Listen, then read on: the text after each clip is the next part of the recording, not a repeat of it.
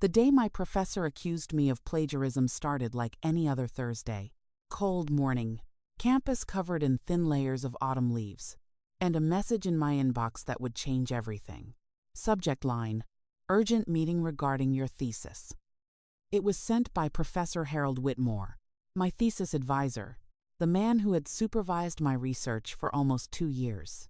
At first, I thought it was good news, maybe feedback, maybe approval, maybe the final green light before submission, but something about the message felt strange.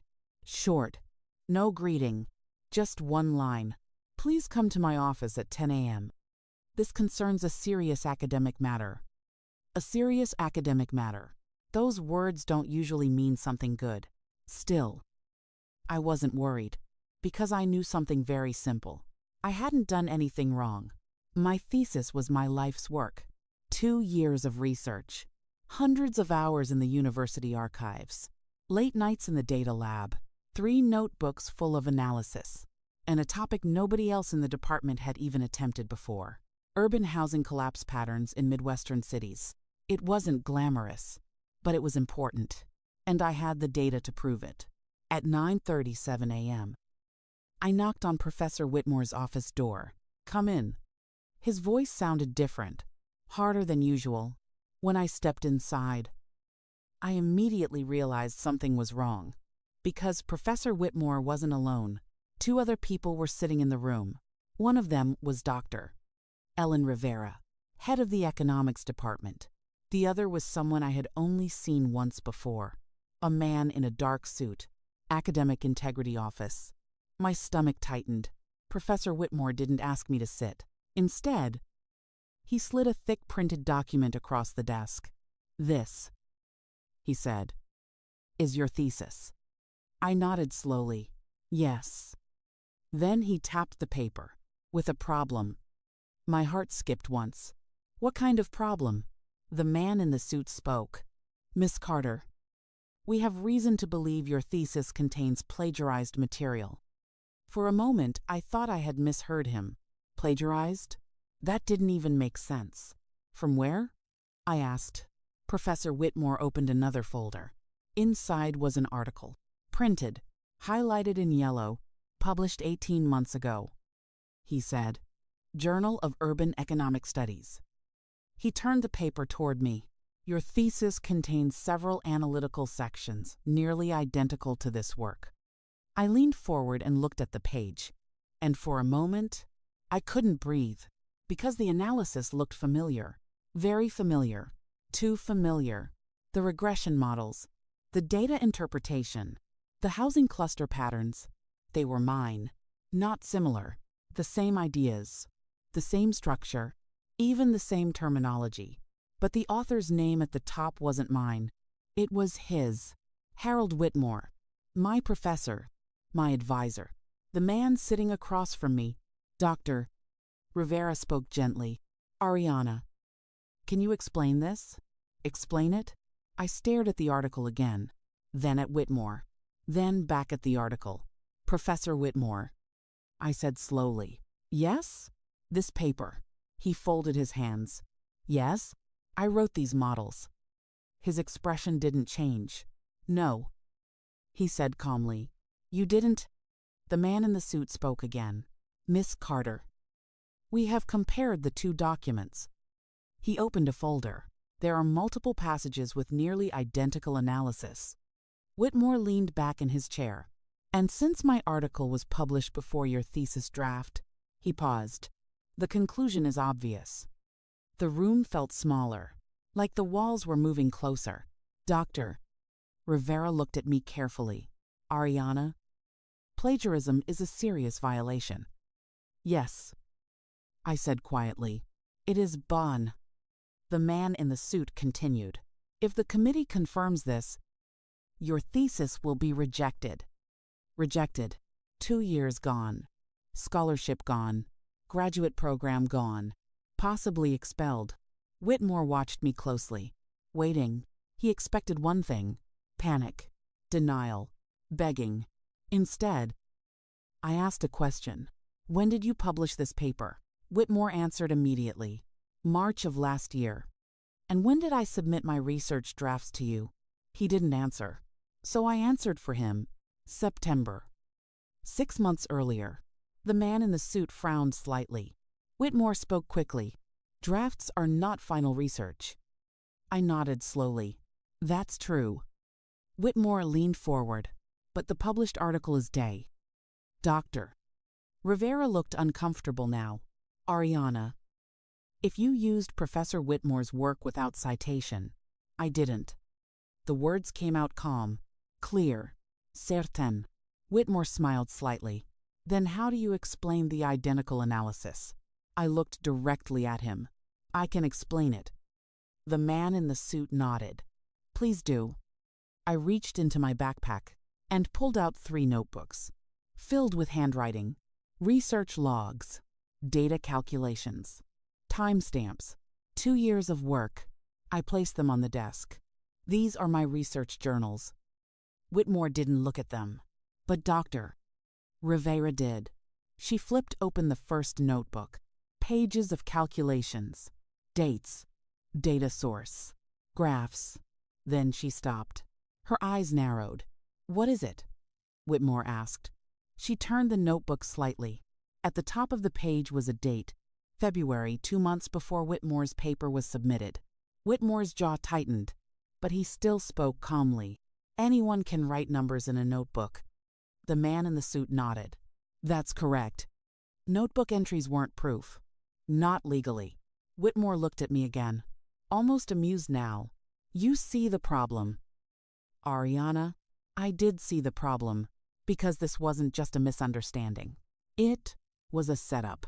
Whitmore had taken my thesis research, published it under his name, and now he was accusing me of stealing it back. A perfect academic trap. Professor versus student. Guess who the university usually believes? Whitmore folded his hands. The committee will review this case. Dr. Rivera closed the notebook slowly. Ariana. Until then. Your thesis defense is suspended.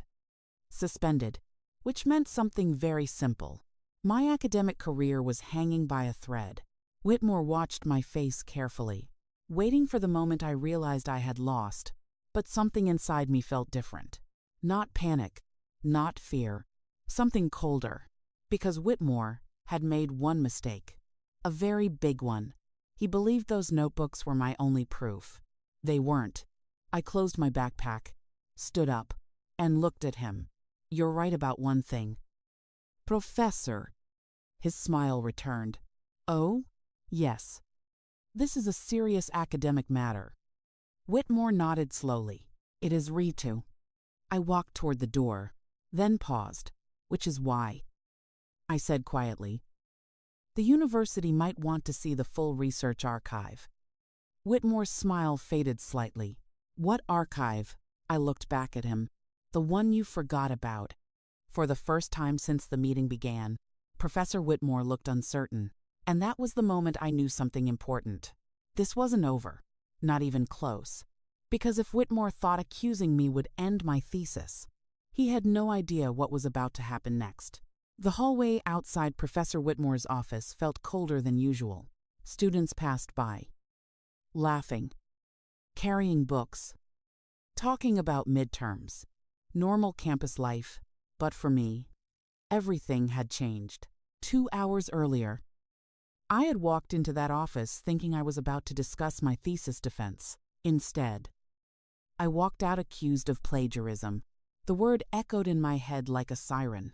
Plagiarism, academic fraud, career ending, and the worst part wasn't the accusation. It was the person making it, Professor Harold Whitmore, my advisor, the man who had read every draft of my research, the man who had encouraged my models, the man who had told me, this could change how we analyze urban housing collapse. Now, suddenly, those same models belonged to him. According to the university, according to his published article, according to the evidence he had presented, except there was one problem with his plan, one detail he clearly didn't remember. Or maybe he never noticed it at all, because most professors never do. They read the final paper, they see the charts, the graphs, the polished conclusions. But they rarely look at how the research was built. And my research had been built very carefully. 2 years earlier, during my first semester in the graduate program, our department required all research assistants to use a digital archive system, not for publishing, not for grading, for backup. Every data set uploaded, every model revision, every statistical run, everything stored on a secure university server, with timestamps, user IDs, version history. At the time, it felt like an annoying requirement, another academic bureaucracy rule. But now, that system might be the only reason my career wasn't already over. I walked straight across campus to the data lab. The room was nearly empty. Only a few graduate students sat near the computers. Most people were preparing for finals. No one noticed me sliding into a workstation. I logged into the archive server. Username, password, two-factor authentication. Then I opened the folder. Carter Research Project. Inside were hundreds of files, datasets, regression outputs, housing cluster maps, every model I had ever built. But the important thing wasn't the files themselves. It was the timestamps. February, March, April, all months before Professor Whitmore's article appeared. I clicked on the first regression model, the same one highlighted in the plagiarism report. The screen displayed the metadata. Created February 12. Whitmore's article? Submitted in April. Published in September, which meant something very simple. My research existed first. I leaned back in my chair slowly. For the first time since the meeting, I felt something like relief. Because evidence like this didn't rely on memory, or credibility, or reputation. It relied on data, and data doesn't lie. Still, something didn't feel right. Because if this archive existed, Whitmore should have known about it. He had access to the system. Every advisor did, which meant either he had forgotten it existed, or he believed something else, something more dangerous, that no one would ever check. I downloaded the entire research log, every file history, every version change, every timestamp, 300 pages of digital proof. Then I opened the university article database. Professor Whitmore's paper appeared instantly. Urban Housing Instability Patterns. Harold Whitmore. I opened the PDF, and there it was again. My work, my regression structure, my data logic. Even the same 3-city comparison model I had built last winter, but now it had his name at the top. I stared at the screen for a long time, trying to understand something, not the plagiarism. That part was obvious. What I wanted to understand was the risk. Because Whitmore wasn't a stupid man. He was tenured, published, respected in the department. Someone like that doesn't steal research unless they believe they can get away with it. Which meant he must have assumed something. Something about me, about the university, about how investigations usually work. And the more I thought about it, the more I realized he might actually be right. Because, in academic disputes like this, the system almost always favors the professor, not the student, especially when the professor has a published paper, and the student only has drafts. Even with timestamps, universities hate scandals. They avoid them whenever possible, which meant the investigation committee might decide something very simple. Not that Whitmore stole my research, but that the situation was unclear. And if things are unclear, the easiest solution is rejecting the thesis, quietly, without blaming anyone. That outcome would destroy my career. While Whitmore continued teaching like nothing happened, I stared at the archive files again. 300 pages of evidence. Proof. But proof doesn't always win. Sometimes, timing wins. And suddenly I understood something. Whitmore wasn't just accusing me, he was racing me. He had already published the research, already created the narrative, already convinced the department that the work belonged to him, which meant if I wanted to stop him, I couldn't just prove the truth. I had to prove it faster. That afternoon, an email arrived from the Academic Integrity Office. Subject line, formal review committee scheduled hearing. The message was short. A committee would meet next week. 7 days. 7 days to prove I hadn't stolen my own research. I read the email twice, then closed my laptop, because if Whitmore believed the university archive was the only evidence I had, he was about to discover something else. Something he had completely forgotten. Something much harder to explain. Because long before the university required digital archives, I had been documenting my research somewhere else. Somewhere outside the department. Outside the university. Outside Professor Whitmore's control. I pulled out my phone, opened an old email thread, and read the first message. Sent nearly 2 years earlier. Subject line: Research Collaboration Draft. The recipient wasn't anyone from the university. It was someone else. Someone Whitmore definitely didn't expect. I stared at the screen for a moment. Then I whispered quietly to myself, "You should have remembered this, Professor." Because the real evidence he thought didn't exist was about to make his life very complicated. And by the time the university investigation began, Professor Harold Whitmore might be the one explaining plagiarism. Not me. This story contains fictionalized elements for entertainment and educational purposes.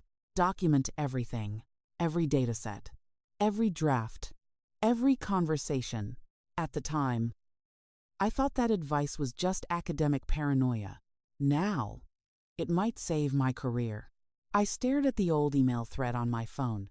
2 years earlier, before the models were finished, before the regression framework even worked properly, before Professor Whitmore started asking to see my drafts every week. Back then, I had sent an early version of my research to someone else. Not because I suspected anything, but because I needed feedback. Real feedback. From someone outside my department. The recipient's name appeared on the screen. Dr. Leonard Hayes, University of Michigan, Urban Economic Systems Specialist. One of the few researchers in the country studying housing collapse patterns. I had emailed him a rough version of my analysis during my first year. Just a student. Reaching out to an expert. I didn't even expect a reply. But he did reply. 3 days later, I opened the email thread again. The message was still there. Timestamp: February 18, 2 years ago. Attached file: Housing. Model. Draft. Ariana. Carter. PDF. I opened the attachment, and my heart immediately started beating faster. Because the core regression model was already there. The same one Whitmore had claimed in his article. The same one highlighted in the plagiarism accusation. And this version was dated months before Whitmore's paper submission. Which meant something very important. The idea existed outside Whitmore's control. Outside the university. Outside the department. Dr. Hayes had seen the model long before Whitmore published it. Which made his testimony very interesting. I hesitated for a moment, then pressed reply. My message was simple. Professor Hayes, I'm sorry to bother you after so long, but I may need your help with something important. I explained the situation. Whitmore's article, the plagiarism accusation, the investigation committee. Then I attached 2 files. My thesis draft, and Whitmore's published paper. I stared at the screen after sending the message. For several minutes, nothing happened. Then I closed my laptop and left the lab. Outside, the campus looked exactly the same as it had that morning. Students walking, professors carrying books, someone playing music near the library steps. Normal life. But inside my world, a clock had started ticking. 7 days. 7 days before the investigation hearing. 7 days before the university decided whether I was a fraud or a victim. That evening, I returned to my apartment, a tiny studio near campus, stacked with research papers and half-empty coffee cups. My phone buzzed while I was making tea. New email from Dr. Leonard Hayes. I opened it immediately. His reply was only 2 sentences, but those 2 sentences changed everything. Ariana, I remember this model very clearly. It was yours. I would be happy to confirm that to your university. I sat down slowly, Relief washed over me for the first time all day, because now I had something stronger than notebooks, stronger than server timestamps, an independent witness, a respected professor from another university, someone with no reason to lie. But then I kept reading. Dr. Hayes had added something else, something I hadn't expected. Also, I should mention that Professor Whitmore contacted me last year regarding a similar model. My stomach tightened. Last year, that would have been shortly before Whitmore's article appeared. The email continued. He asked whether I had seen research using that analytical structure before. At the time, I told him yes from one of my former correspondents. Former correspondent. That meant me. Whitmore had already known. He had known my research existed. He had known someone else had seen it, which meant his plagiarism wasn't accidental. It wasn't a misunderstanding. It was deliberate, carefully planned, and suddenly I understood something else. Whitmore hadn't just stolen my research. He had tried to erase the timeline, publish first, accuse second, destroy the original author before anyone asked questions. It was a clean academic ambush. Unless someone disrupted the story, I typed back quickly. Professor Hayes. Would you be willing to send the original email thread to the university committee? His reply came 5 minutes later. Of course. Then he added one more sentence. This situation sounds very serious. Serious was an understatement, because now the investigation committee wouldn't just be reviewing my thesis. They would be reviewing Whitmore's actions. And in universities, professors fear only one thing: academic misconduct investigations. The next morning, the campus felt different. Not because anything had changed, but because now I had a plan. At 9 a.m., I received another message. This one from the university. The investigation committee had requested preliminary documents from both parties, Whitmore and me. I opened the email slowly, then attached 3 files: my research archive, my thesis draft history, and Dr. Hayes' email confirmation. I pressed send. Across campus. Professor Whitmore was probably doing the same thing, preparing his defense, confident the university would believe him. Because professors usually win these disputes, students usually lose. But Whitmore still believed something that wasn't true anymore. He believed I had no one backing me, no witnesses, no proof outside the department. He didn't know about Dr. Hayes, and he definitely didn't know what Hayes had just agreed to do. That afternoon, I walked past the economics building. Professor Whitmore's office window was open.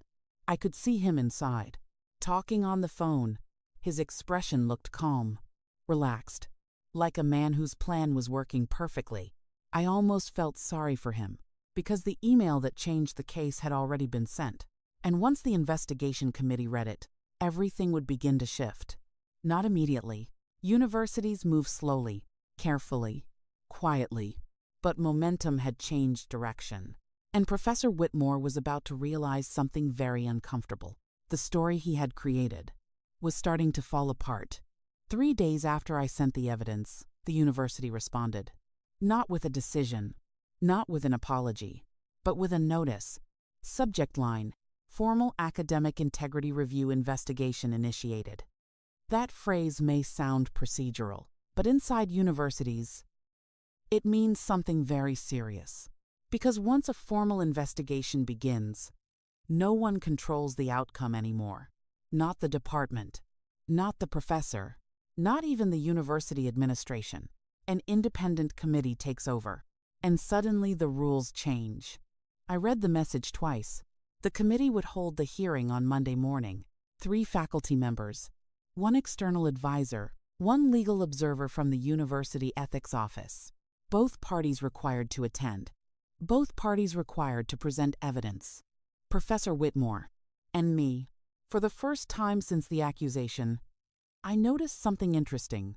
The email didn't say review of student misconduct. It said investigation. That meant the committee had already seen something unusual in the documents, something that made the situation less simple than Whitmore expected. Later that afternoon, I went back to the data lab, but this time, Someone was waiting for me. Daniel Park, another graduate student in the economics department. We had shared a few seminars together. Quiet guy, usually kept to himself. When he saw me enter the lab, he closed his laptop. "Hey," he said. "Hey." There was a pause. Then he asked something unexpected. "Did Whitmore accuse you too?" The word "too" hung in the air. I looked at him carefully. "What do you mean?" Daniel hesitated. Then he leaned back in his chair. 3 years ago, I worked on a housing dataset for him. My chest tightened slightly. And 6 months later, a paper came out with his name on it. I didn't speak. Daniel continued quietly. My analysis was in it. The room suddenly felt very quiet. "Did you report it?" I asked. He shook his head. "I was a first-year graduate student." He gave a small, bitter smile. "You know how that story ends." I did know. Students rarely challenge tenured professors, not because they don't have evidence, but because they know the system. Advisors control recommendations, funding, future careers. Fighting them can destroy everything. Daniel watched my reaction carefully. "So when I heard about your case," he paused. I wasn't surprised. That sentence made my stomach drop. "How many?" I asked quietly.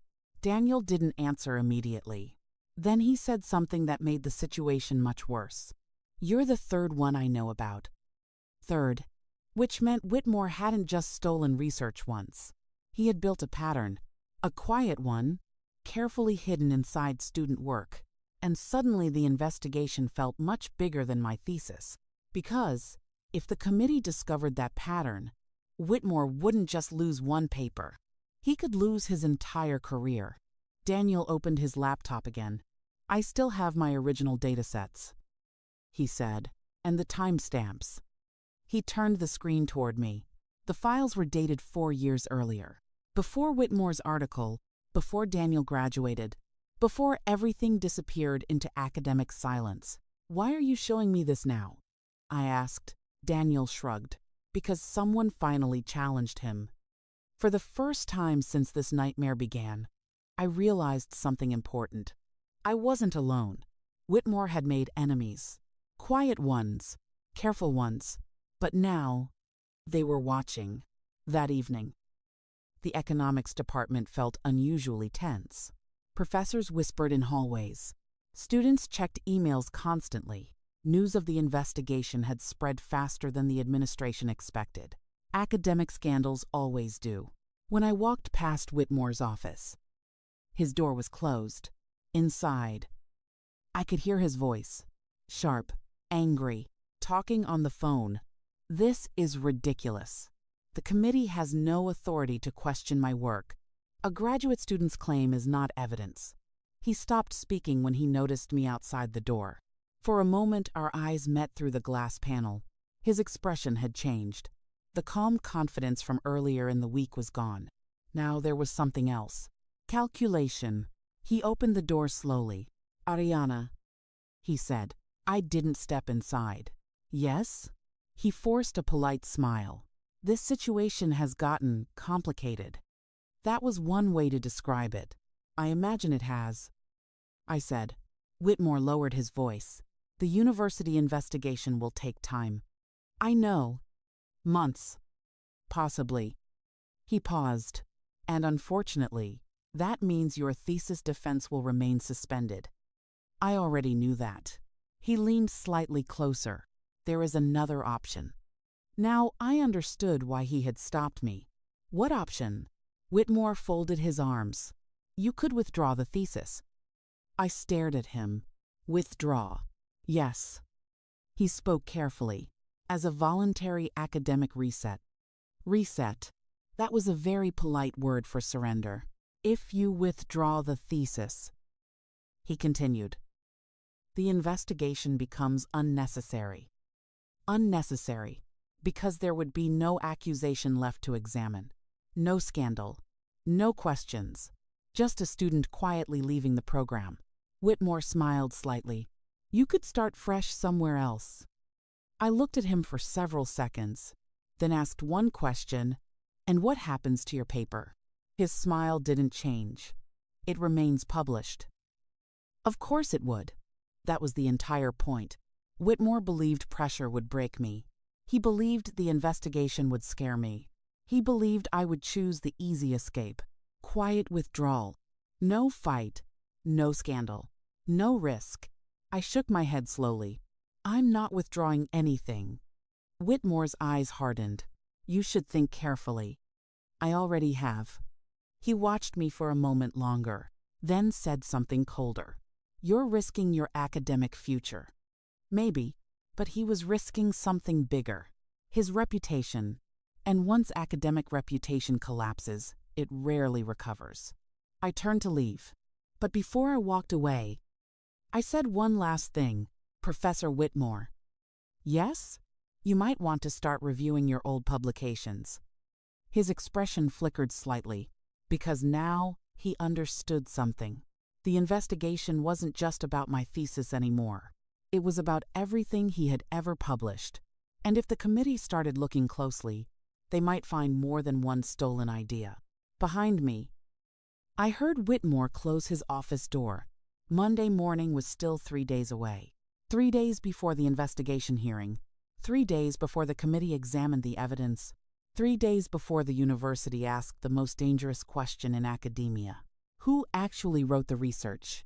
And when that question finally reached Professor Harold Whitmore, he might discover something very uncomfortable. His biggest mistake wasn't stealing my thesis. It was assuming I was the only person he had ever stolen from. Monday morning arrived faster than I expected. The campus looked quiet, but inside the economics building, tension was everywhere. The investigation hearing was scheduled for 9 a.m. Room 314, the faculty conference chamber, a place usually reserved for grant reviews and department meetings. Today it felt more like a courtroom. When I arrived, the hallway was already busy. 2 administrative assistants stood near the door. Members of the review committee were inside, and standing by the window was Professor Whitmore. He looked composed, suit pressed, tie perfectly straight. The confident professor everyone in the department respected. But something about his posture felt slightly different. Rigid, controlled, like someone trying very hard not to show anxiety. When he noticed me walking toward the door, his eyes followed me. No greeting, no smile, just quiet calculation. Inside the room, 5 people sat around the long conference table. Dr. Ellen Rivera, 2 senior faculty members from other departments, a legal advisor from the University Ethics Office, and the committee chair, Professor Malcolm Green, a historian, someone completely outside the economics department, which meant one important thing. Whitmore had no influence over him. Professor Green adjusted his glasses as I entered. Miss Carter, please take a seat. I sat at the far end of the table. Whitmore sat opposite me. The distance between us felt symbolic. Student, professor, accuser, defendant. Professor Green opened a folder. This hearing concerns allegations of academic misconduct related to authorship and research ownership. His voice was calm, neutral, procedural. We will review evidence from both parties. He turned toward Whitmore. Professor Whitmore, since the allegation originated from your office, you may begin. Whitmore stood slowly. For a moment. He looked exactly like the respected professor everyone expected. Confident, articulate, in control. Thank you, he said. He placed several documents on the table. My concern is simple. He turned slightly toward me. Miss Carter's thesis contains analytical structures identical to those in my published article. He paused. My paper was published first. Professor Green nodded. And your conclusion? Whitmore spoke clearly. The research appears to have been derived from my work. Simple, clean, convincing. He sat down. The committee chair turned toward me. Miss Carter, your response? I opened my laptop. My response begins with timestamps. I projected the university archive records onto the screen. The files appeared one by one. Research models, datasets, regression structures, each one dated months before Whitmore's article. Professor Green studied the screen carefully. "Professor Whitmore," he said slowly, "how do you explain these earlier records?" Whitmore didn't hesitate. Draft work is not unusual in academic environments. He folded his hands. Students often adapt research from their advisors. "Doctor." Rivera shifted slightly in her chair. Whitmore continued smoothly. "It is entirely possible Miss Carter developed these models under my guidance." In other words, he was claiming the idea belonged to him. "Even if I built it, it was a clever defense, not denying the work, just redefining ownership." The committee murmured quietly.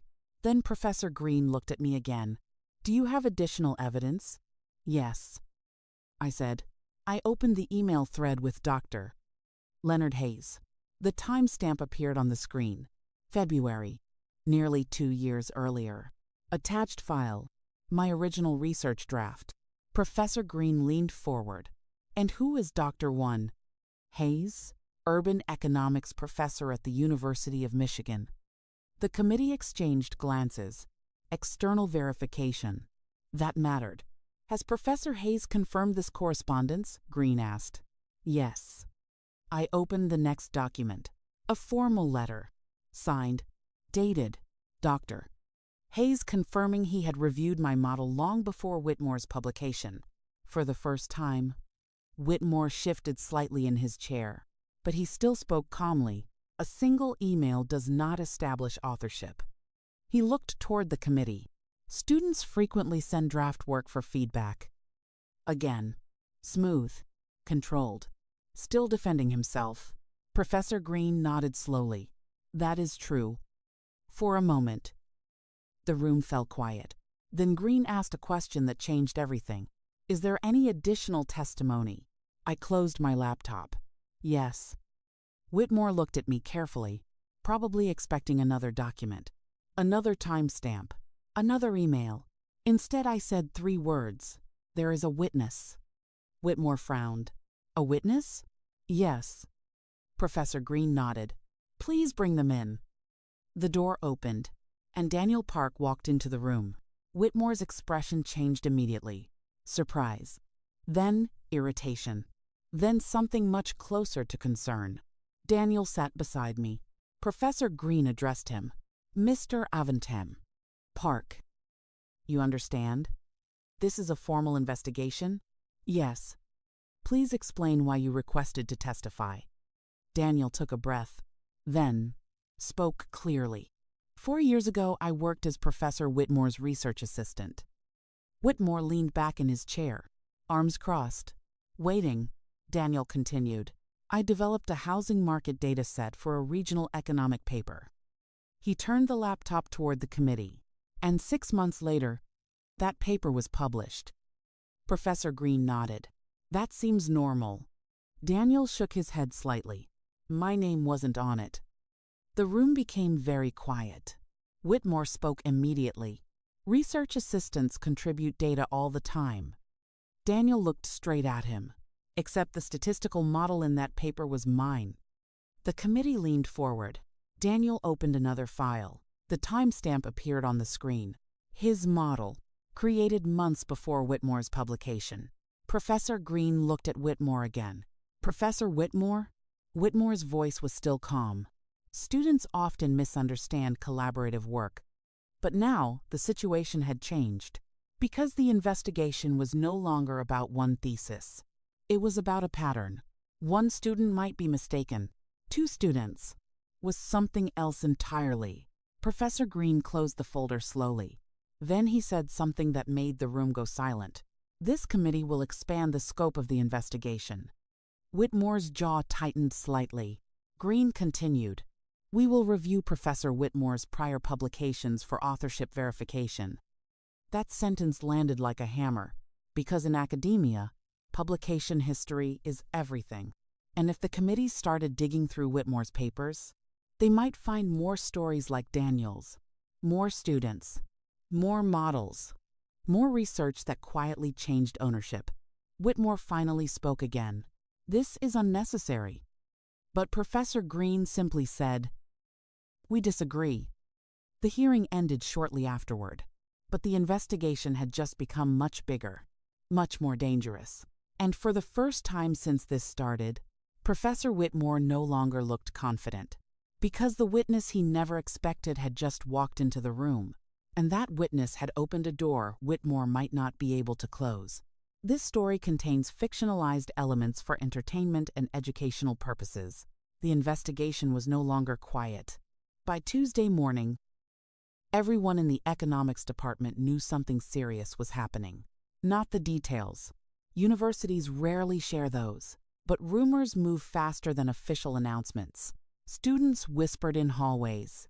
Faculty members closed their office doors when conversations turned too specific, and Professor Harold Whitmore had suddenly become very difficult to find. His office door stayed closed.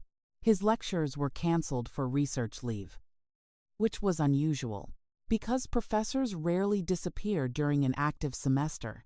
But the investigation committee had made something very clear the day before. They were expanding the review. Not just my thesis, not just Daniel's model, Whitmore's entire publication record. And that meant something dangerous, because if Daniel and I were not the only ones, the evidence might already exist. The committee had requested access to several university systems, research archives, publication drafts, email logs, data storage servers, everything connected to Whitmore's research over the past decade. For most professors, that kind of review would be routine, annoying, but harmless. For Whitmore, it could be catastrophic. That afternoon, I was back in the data lab when Daniel rushed into the room. His face looked tense. "They're already finding things," he said quietly. "What kind of things?" Daniel opened his laptop. He pulled up a list. 4 published papers, all from the past 7 years, all related to housing market instability, and all containing statistical structures very similar to student research projects. "Where did you get this?" I asked. "Someone on the review committee requested archived data sets," Daniel said. "They pulled the old files." He scrolled down the screen, and some of the timestamps don't match the publication dates. That was a problem. A big one, because in academic research, timestamps tell stories. Stories about when ideas were created, who developed them, and whether they appeared somewhere else first. Daniel pointed at one file. This model was built by a graduate assistant 3 years ago. And Whitmore's paper, published 9 months later. The pattern was becoming obvious. Too obvious. I leaned back in my chair slowly. Does the committee know? They will. Daniel closed the laptop, but there's something worse.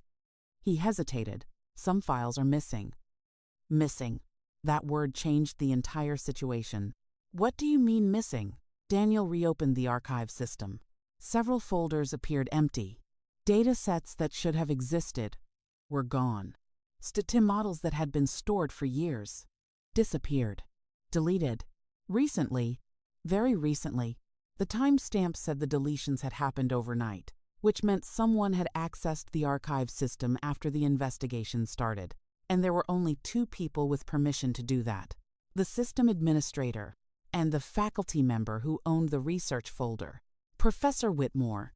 Daniel looked at me. He's trying to erase the trail. For a moment, neither of us spoke, because deleting files during an academic investigation wasn't just suspicious. It was misconduct. Serious misconduct, the kind that destroys careers. But proving it wouldn't be simple. Universities keep backups, but retrieving them takes time, and investigations move slowly, which meant Whitmore might believe he still had a chance to control the narrative. Later that evening, something even stranger happened. I received a phone call from an unfamiliar number. When I answered, a woman's voice spoke quietly. "Ariana Carter?" "Yes." "My name is Lisa Moreno." The name sounded vaguely familiar. I graduated from the economics department 5 years ago. My heart skipped slightly. "And? I heard about the investigation." Her voice lowered. "I think I should talk to you." 20 minutes later, we met at a small cafe near campus.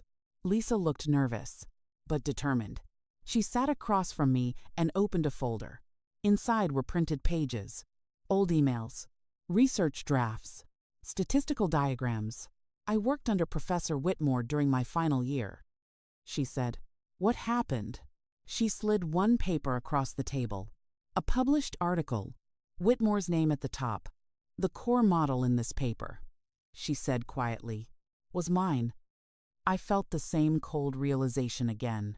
How many times has he done this? I asked. Lisa shook her head slowly. I don't know. But when Daniel told me about your case, she paused. I checked my old files. She pulled out another document, a time-stamped dataset, 2 months before Whitmore's publication. The same pattern. Again, 3 students, 3 separate research projects, 3 papers with Whitmore's name. And suddenly the situation wasn't just an academic dispute. It was a pattern of intellectual theft. Lisa leaned closer. There's something else. What? I used to help organize the department archive. My pulse quickened. Before I graduated, Whitmore asked me to move some research folders. Move them where? She looked at me carefully. Not the main archive. A private server. A private server. That was interesting, because official university research isn't supposed to be stored privately. Everything must remain on institutional systems. Otherwise, records disappear. Evidence disappears. Ownership disappears.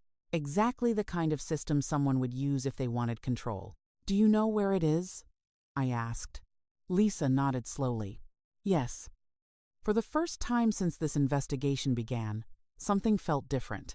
Not defensive, not reactive, strategic.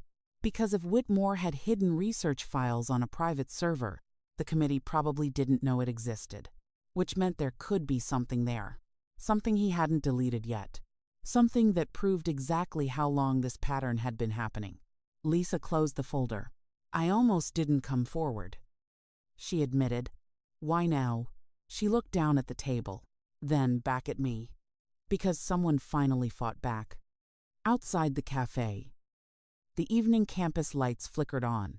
Students walked past, laughing, talking, living normal lives. But somewhere in the economics building, Professor Whitmore was probably still trying to erase evidence, deleting files, rewriting timelines, trying to protect the reputation he had spent decades building. What he didn't realize yet was that the evidence he tried to hide might still exist, just not where the investigation committee was looking. And if Lisa Moreno was right, that hidden server could expose everything, every stolen idea, every manipulated paper, every student whose research quietly became Whitmore's publication. The investigation had already begun, but the real evidence was still waiting to be found. By Wednesday morning, the investigation had turned into something much bigger than a thesis dispute. The university administration was now involved. The legal office was involved. And for the first time, Professor Harold Whitmore wasn't controlling the narrative anymore. The investigation committee had spent 2 full days reviewing records, publication histories, archived datasets, email exchanges, student submissions, and what they found raised more questions than answers. Files missing from the official archive, models that appeared in papers months after students created them, research drafts that suddenly vanished from the system. It was messy, confusing, and incomplete. But one piece of information changed everything. Lisa Moreno's statement. When she told the committee about the private research server, the atmosphere in the room shifted immediately. Because universities have very strict rules about research storage, all academic work must remain on university systems. Private servers are not allowed. Not for professors, not for departments, not for anyone.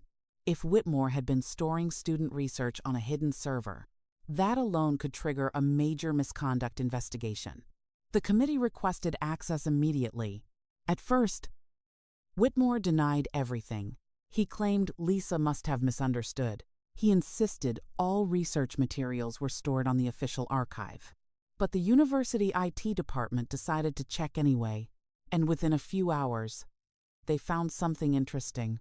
A secondary server connection linked to Whitmore's faculty account, not part of the university network, but accessed regularly from his office computer. The connection logs didn't lie. Professor Malcolm Green called another meeting that afternoon. This time, the room felt different, less like a discussion, more like an interrogation. Whitmore arrived 15 minutes late. His usual confidence had faded. The sharp suit was still there, but the calm professor persona was gone. Now he looked like a man under pressure. Professor Green began without ceremony. Professor Whitmore, the university IT department has located an external server connected to your account. Whitmore crossed his arms. I maintain external backups for research security. That is not permitted under university policy. Green replied. Whitmore didn't answer. The legal advisor leaned forward. We will need access to that server. Whitmore shook his head immediately. That contains personal research materials. Professor Green's voice hardened slightly. If the server contains university research, it must be reviewed. Silence filled the room. Whitmore stared at the table, thinking, calculating, searching for a way out. Finally, he said something that sounded almost reasonable. Those files include unpublished academic work. The legal advisor spoke calmly. Then there should be no issue verifying authorship. Whitmore didn't respond. Because the problem wasn't authorship. The problem was whose name would appear in the files. The IT department gained access to the server that evening, and when they opened the directory structure, the entire room went silent. Hundreds of research folders, each labeled by year, each containing datasets, models, draft papers. But the most interesting detail wasn't the files themselves. It was the file history. Original authors, student names, creation timestamps, work that existed months, sometimes years, before Whitmore's publications. Professor Green scrolled through the records slowly. Professor Whitmore, he said quietly, would you like to explain this? Whitmore's face had gone pale, because the server told a story no one could deny. A story about how research moved from student folders into Whitmore's publications. One folder appeared on the screen. Daniel, Park, Model, Archive, created 4 years earlier. The exact dataset used in Whitmore's housing stability paper. Another folder appeared. Moreno, Economic, Model, created 5 years earlier. The same regression structure published under Whitmore's name. Then another, and another, and another. By the time Green finished scrolling, the pattern was impossible to ignore. 6 student research projects, 6 published papers, 1 professor's name. The room stayed silent for a long time. Finally, Whitmore spoke. His voice sounded different now. Lower, tired. Graduate research often becomes faculty work. Professor Green looked up. Without credit? Whitmore didn't answer. The legal advisor closed the laptop. This investigation is no longer limited to one thesis. Everyone in the room understood what that meant. The evidence wasn't circumstantial anymore. It was documented, recorded, archived, and impossible to erase. The server Whitmore had used to hide research had preserved the truth instead, because every file contained metadata, creation dates, user IDs, original authors, and those records had just exposed something devastating. Not one stolen thesis, not 2, but a pattern stretching across nearly a decade. Professor Green folded his hands on the table. Professor Whitmore, he said slowly, this investigation will now proceed as a full academic misconduct case. Whitmore closed his eyes briefly. For the first time since this started, he didn't argue, because there was nothing left to argue. The evidence was sitting on the screen, waiting, quiet, unavoidable. As the meeting ended, the committee members gathered their files. The legal office prepared formal documentation, and Whitmore remained in his chair, staring at the table. The career he had built for 30 years was collapsing in a single afternoon. But the investigation wasn't finished yet, because the committee still had one final decision to make. My thesis, the research that started everything, whether it would be rejected or finally recognized as the work it always was. And that decision would come very soon. The final decision came 2 weeks later. 2 weeks of silence. 2 weeks where the university said almost nothing. Investigations like this move slowly, carefully. Every document reviewed, every witness statement recorded, every piece of evidence verified. Because once the conclusion is announced, there is no going back. On Friday morning, an email arrived in my inbox. Subject line: Academic Integrity Committee Final Determination. For a moment, I just stared at the screen. My hands felt strangely calm. After everything that had happened, the fear was gone. Only curiosity remained. I opened the message. The first sentence said everything. The committee has concluded its investigation regarding the authorship dispute involving Professor Harold Whitmore and graduate student Ariana Carter. My eyes moved to the next line. The committee finds that the research contained in Ms. Carter's thesis was developed independently by Ms. Carter and existed prior to Professor Whitmore's publication. I closed my eyes for a second. Relief, pure and simple. But the email wasn't finished. The next paragraph explained the rest. Evidence obtained from university archives, external correspondence, and recovered server data confirms that Professor Whitmore incorporated student research into multiple publications without appropriate attribution. Multiple publications. Not just my thesis. Not just Daniel's dataset. Years of work. Years of stolen research. The committee's conclusion was clear. Academic misconduct. Severe. Deliberate. Systematic. The final section of the email listed the consequences. Professor Harold Whitmore had been suspended immediately from all teaching duties. The university had initiated procedures to revoke his tenure, an action almost unheard of. His recent publications were being reviewed for retraction by their academic journals. And perhaps the most devastating consequence of all, the university would notify every institution where those papers had been cited.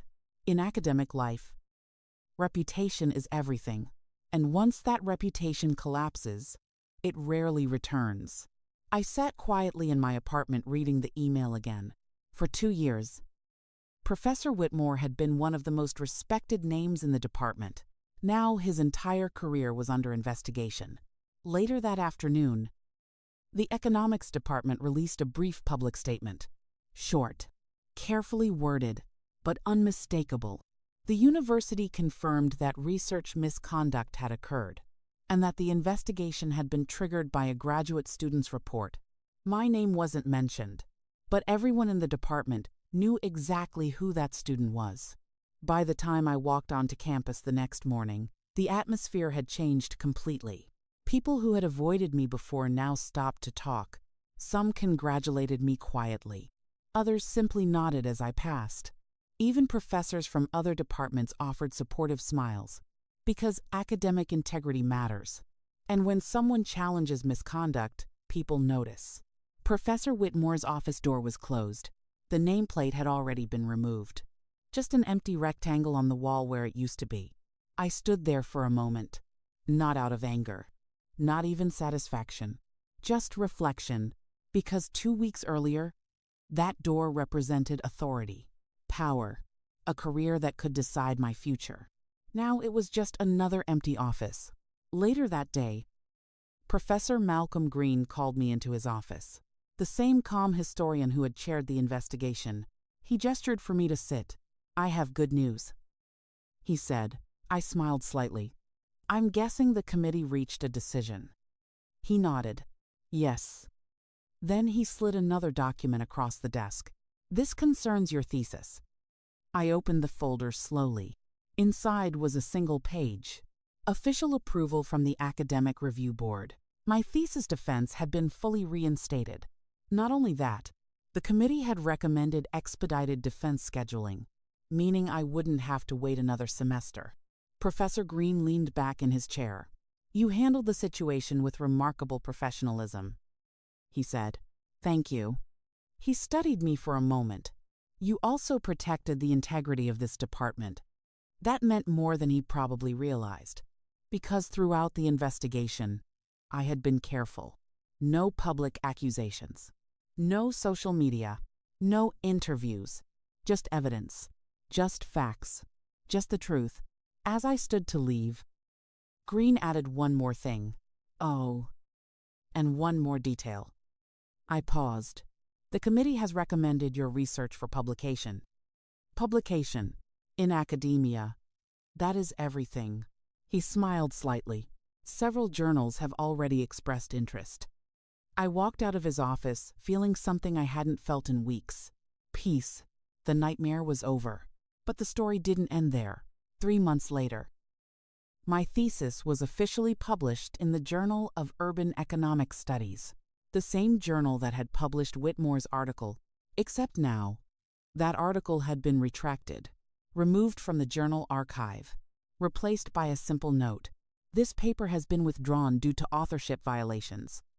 Below it was a reference to the new article. When the journal issue was released, I received dozens of emails. Researchers, professors, urban planning organizations interested in the housing model, the work that had nearly destroyed my academic career, had suddenly become the thing that launched it. One afternoon, I ran into Daniel Park outside the data lab. He held up the printed journal. Looks like the right name finally made it onto the paper. I laughed. Looks that way. He nodded toward the economics building. You know what the strange part is? What? Whitmore probably thought no one would ever question him. Maybe he did. Maybe that had worked for years, until someone finally said no. As we walked across campus, the autumn leaves had already started falling again, the same season when everything began. But now the university felt different. Not because the buildings had changed, not because the people had changed, but because the truth had finally been written down. And in the end, that's what academic research is supposed to be about. Not power, not reputation, not who has the loudest voice. Just one simple thing, the truth. And sometimes, the truth takes a little longer to prove, but when it finally does, it speaks louder than anything else. This content is entirely fictional. Any similarity to real person or even is coincidental. This video is not news, not a documentary. It is presented for creative storytelling purpose only. AI assisted production.